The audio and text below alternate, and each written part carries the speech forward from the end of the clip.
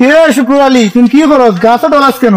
কি জ্বালা হাউস কইরা কেন খাইলাম দুধ।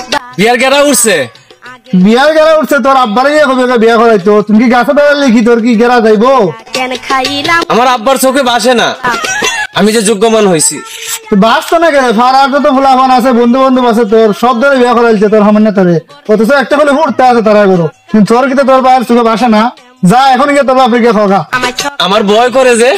ভয় করতো না, তুমি গিয়ে হোক। আমার তো বিয়া না করাও, তুমি খুশি খাসো হাসি লেগে মরে অন্য হাসা যা গিয়ে খোকা, যা আমি আছি, যা খোকা। দুধ বাতে কলা আগে তো বুঝি নাই আমি যৌ।